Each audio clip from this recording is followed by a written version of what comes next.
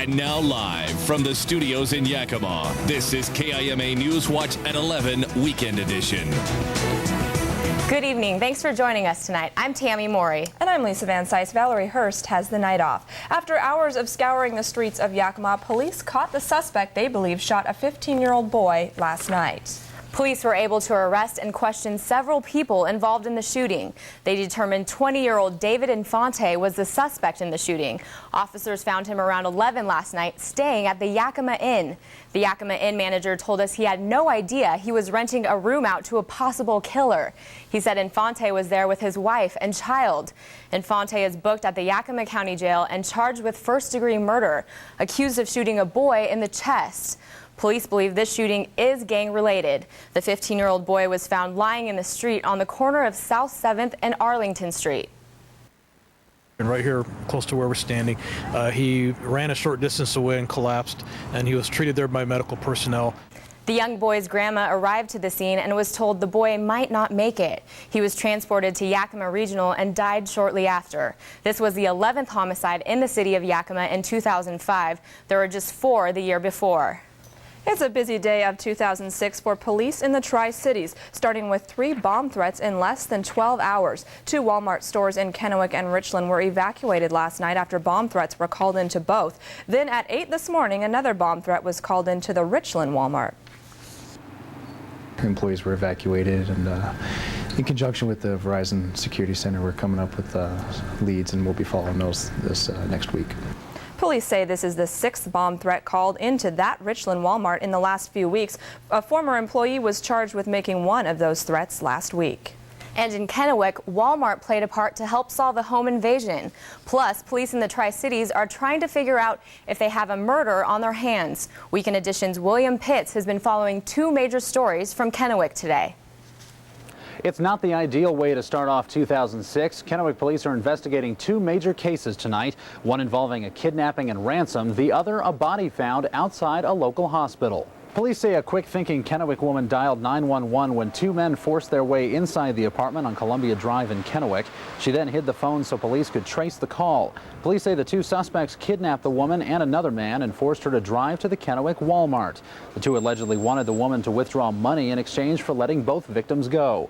The woman began yelling for Walmart employees to call the police. When they did, the suspect took off. He fled and went directly south over a wall into Canyon Lakes. And we spent close to 3 hours with canines checking the area, and we know he was working his way through the brush around Canyon Lakes there, and he may have made it out literally into the desert south of town. Police did arrest the other suspect in this case. He, however, has refused to identify himself. Police are still looking for that second suspect. He's described as an Hispanic male in his 20s with a stocky build and a pierced eyebrow. He was wearing a black and white flannel jacket.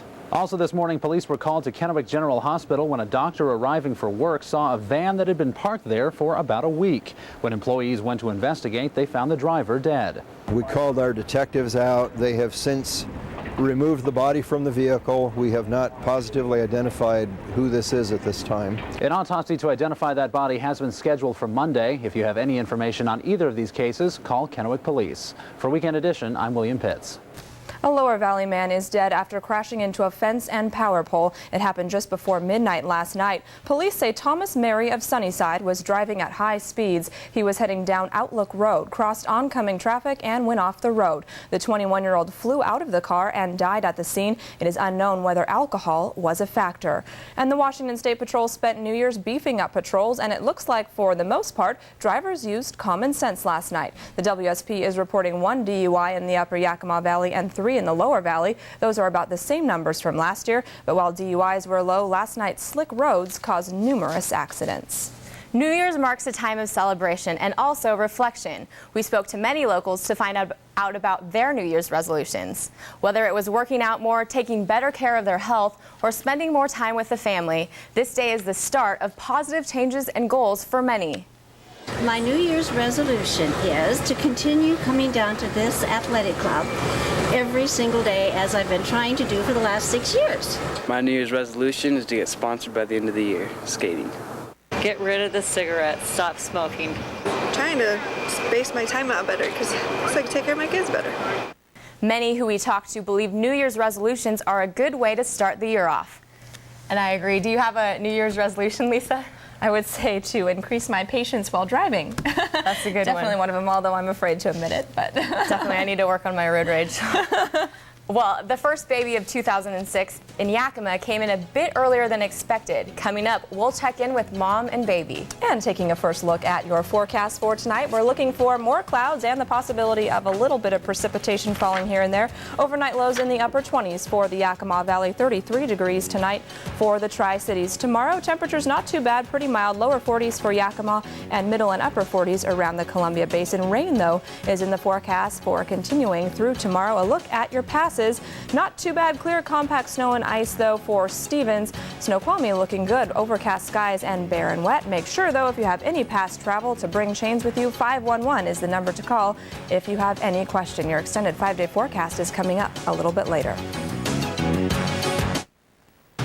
You're watching KIMA News Watch Weekend Edition at 11 with Valerie Hurst, Tim Lewis Sports, and weather with Lisa Van Cise. The way I look at it, why just settle for one Happy New Year? With our limited time, no interest until 2009, plus no payments until 2007 offer, Furniture Row is out to make this new year one to remember. We're resolved to make your future more comfortable with our no interest until 2009 and no payments until 2007 offer. Plus, get great prices backed by our 200% guaranteed lowest price pledge. Furniture Row Outlet. Hurry in. The clock is ticking on our limited time New Year's savings event. The Seasons Performance Hall in Yakima proudly presents Jessica Williams. One night only, January 7th at 7:30 p.m. This two-time Grammy nominee has been hailed as one of the greatest jazz pianists I have ever heard by jazz legend Dave Brubeck. Don't miss your chance to see Jessica Williams live in concert January 7th at 7:30 p.m. at the Seasons Performance Hall in Yakima. Da Vinci's Inquest. If you make it to the age of 21, count yourself lucky. Because if drinking and driving doesn't kill you, if drugs don't get you, you're real lucky. Now, if you are unlucky, that's when you meet me. My pathologist will cut open every organ in your body, and all your secrets are now open for the whole world to know. Da Vinci's Inquest. Sunday at 11:30 on KIMA.